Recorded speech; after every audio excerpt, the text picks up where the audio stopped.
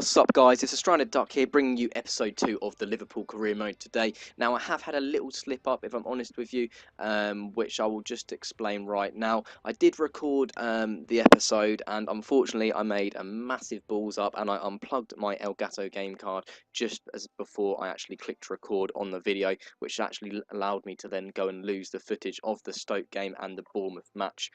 However, I like to say, I'm still new to all of this. I'm still learning, and I've learned from my mistakes. So I should quickly give you an overview of what happened in them games anyway. Stoke was a 0-0 draw anyway, guys, so you didn't really miss out a lot on that. Few chances, but nothing spectacular. We then went into the Bournemouth game, and we did get a 1-0 win. It was actually the new man, Entep, on the left midfield, who we signed in the first episode. He did manage to go and get a winner in the 84th minute, a nice drilled low ball into the bottom corner. But other than that, guys, there wasn't loads happening in that game either. We had a few chances. We were the stronger side in both games.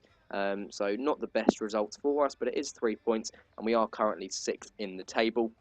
But as you can see, we have got Arsenal in the next game, so that's a massive game for us, and I'm going to make sure that I do actually go ahead and record it for you, guys. In the last episode that I did record that I did lose, I did go and bid for Steven Ruffier, the goalkeeper.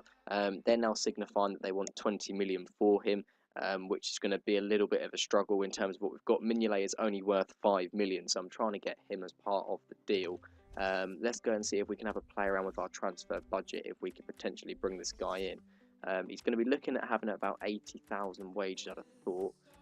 So if we go 85 and leave it there, see if we can up it a little bit more. It's going to be tough. Oh gosh, I'm on the wrong setting. If we go back to the transfer negotiations, go back to Ruffier. To be honest, guys, I don't really think we're going to be able to get him. They're not interested in Mignolet, and it is going to be a massive struggle to be able to bring this guy into the club. If not, we can look for another goalkeeper. There was quite a few came up on the search, but there may be a few that we may need to scout because I don't know their ratings straight off the top of my head.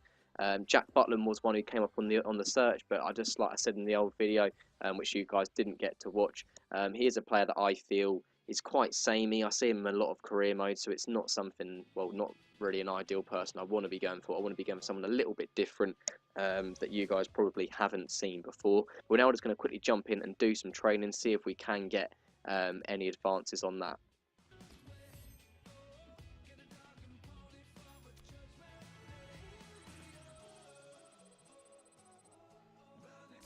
So not a lot has really happened in the training session, guys. Benteke's dribbling has gone up, but there's been no overalls going up. But like I always say, it is worth doing every week because then it does set you up for the next session, where you are able to grow people a lot quicker. Let's just have a quick look at these two messages in the office. We have got a report back from Germany. Ralph Farman is a goalkeeper I'm very interested in. In my last career mode, I did see him go up to a very high rated for Tottenham. So it may be interested to actually go and see if we can have a bid on him as well. His wages are even more, so to be honest with you guys, I think this is going to be even more difficult. But nevertheless, it's worth a go. We'll go for Mignolet and we'll go straight in for 7 mil, same as what we bidded for Ruffier. I don't know roughly how much he is worth, but I know that he's a very good goalkeeper, and like I say, he does have a high potential as well. We're now going to jump into the Arsenal game, guys. Massive game for us, so let's see if we can perform in this. We have got 2 replies there straight away, though.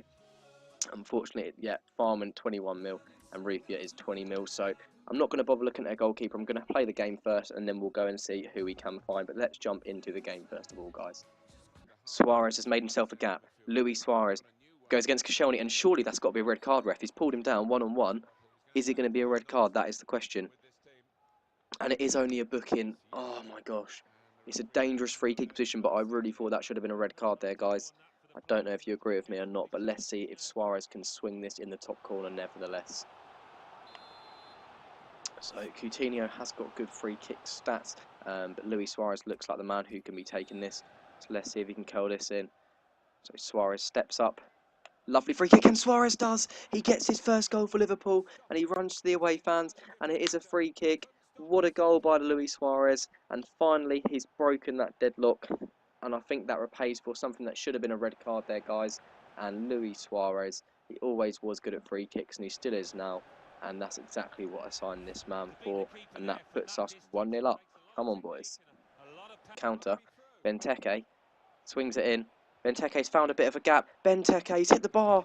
And how has he hit the bar from that close?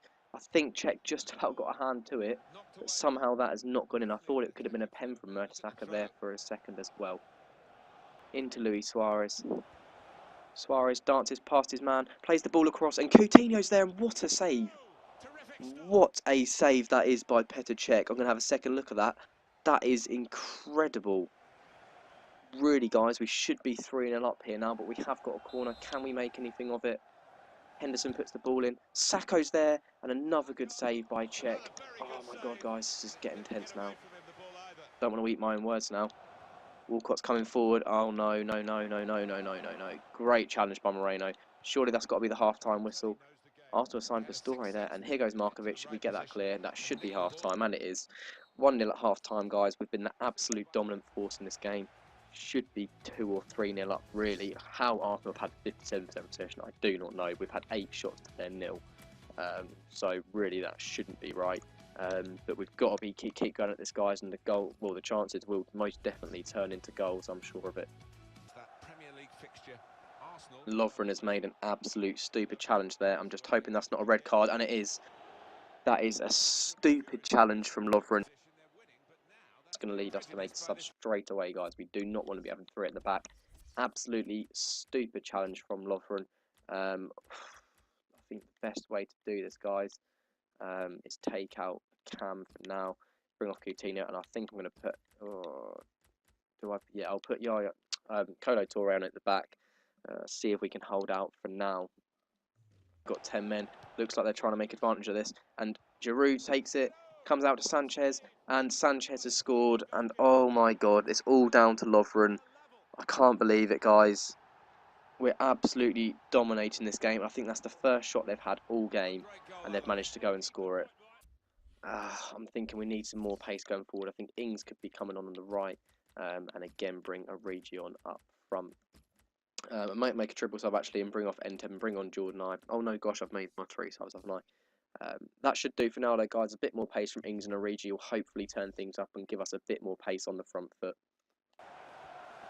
Here go Arsenal, comes to the back post to Sanchez, and Mignolet has absolutely made a howler. That's why I want to get rid of him, guys. That is an absolute frustration.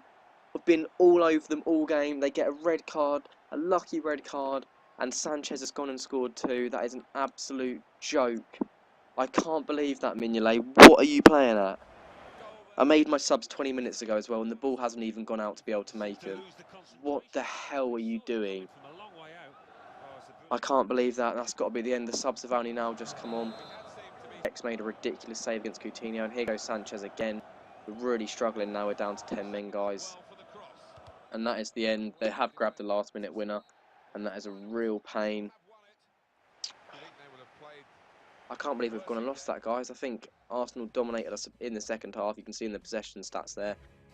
We only had 1 more shot in the second half compared to the first, but I can't believe we've gone and thrown that away. Oh. But it is still early in the season, guys, and a game at the Emirates is never going to be easy. It's just so frustrating how well we were doing. Obviously, Lovren is now banned, but to be honest with you guys, I'm not too fussed about playing him. I'm actually going to have a look at Emre Can because he can play centre-back. So I may actually play him there for a couple of games and see how he gets on. And then we'll go from there. But we are now, guys, going to have a quick look for another goalkeeper. So again, going through the stats of who we have scouted. Just going to have a quick flick through as to who we could potentially sign. Ospina is an interesting one, so I may scout him. I'm not actually sure what rating he is overall, so that could be a potentially interesting one. I'm looking for some who are going to be decent rated, obviously above 78 as for what we've got at the moment. Sirigu could be an interesting one, actually 82 overall, 28 years old. Actually, looking at his wage, that's going to be a bit too much as to what we're going to be looking at. We are going to struggle to get a decent goalie, if I'm honest, guys, but it's worth scouting a couple of players. I may actually scout Szczesny as well. Of course, he's only on loan, so that's not going to be one that's going to happen. But that may be one for next season if we don't manage to get somebody in this season. Leno, again, I think it's another real samey sort of player. I had him in my West Ham career, really good goalie. But like I say a lot of people sign him. So I think Ospina looks very interesting. Haven't signed him before, so we'll scout him and see how we get on there. Let's jump ahead on the advance. So here we go then, guys. West Ham on our next game. We are currently sitting 13th in the table, which is a massive blow. But we have got a game in hand, so if we do win this game, we can actually shoot. By the looks of it, we could potentially shoot into sort of the top 5 or so, which is very interesting. So as long as we get a win in this game, we are going to be back where we should be. Obviously, my challenge this season is to get back into Champions League football. So let's jump into the West Ham game and see how we get on. Here we go then, boys. Luis Suarez comes in. Luis Suarez on his left foot. Can he make a chance? No, he can't. There's been no real chance in this game so far, guys. And to be honest with you, it seems weird playing against West Ham. I should feel like I know the squad very well after doing 5 seasons with them on my last career mode. So I'm hoping I can get a win out of this game, but there really has been nothing in terms of chances so far. There goes Suarez and Benteke. Great link up. Can he get on the end of it? No, he can't. Good link up by Suarez and Benteke, but still nothing. So this could be the end of the first half here, guys. Only 1 minute of added time. Another 0-0 at half time. That's the third 0-0 at half time we've had so far, which is very disappointing, I have to say. If I'm honest, it's been a very, very boring game so far. Not many chances at all. West Ham seem to be quite shut up in terms of defending, so we're really going to have to try and use the width now. Create some chances. To his left, lays it off beautifully. Entep comes inside, beats his man. Entep drills the ball in low. Luis Suarez is there, and he's just put the ball wide, and that's probably the best chance we've had all game, and it should have been a goal. Great run by the young man, and Suarez was just an inch wide of the... Right, guys, now this bit was the goal. Unfortunately, as you can see, my video quality went very dodgy and the audio really cut out, which was such a pain as it was right in time with the goal. But as we can see, I still wanted to leave it in there for you guys so you can just about see it. I know the sort of screen is flickering quite dramatically, which is quite weird, but it was Luis Suarez. He did have a long distance shot, and it got deflected and went straight over the top of the defence. And when you see in the replay in a second, it's actually Adrian who gets the final punch into the goal. I say, please excuse that poor video quality. I really don't know what quite happened there. But as we can see on this replay, well, I say see, just about see, as Adrian goes, he punches it into the back of the net to put us 1-0 up. But other than that, guys, there wasn't too much else happening in the end of the game. We did win it 1-0 in the end. Many apologies for that at the end that it had to cut out, but I just thought I'd leave it in there and tell you guys what happened. But please stay tuned in for the next episode. We have got transfer deadline day to finish up. Then we've got 2 more games bringing towards you. I think we are shooting back up the Premier League table now, but it will be nice to score a few more goals in the next coming episodes. Thanks so much for watching, guys, and until then, I'll see you next time.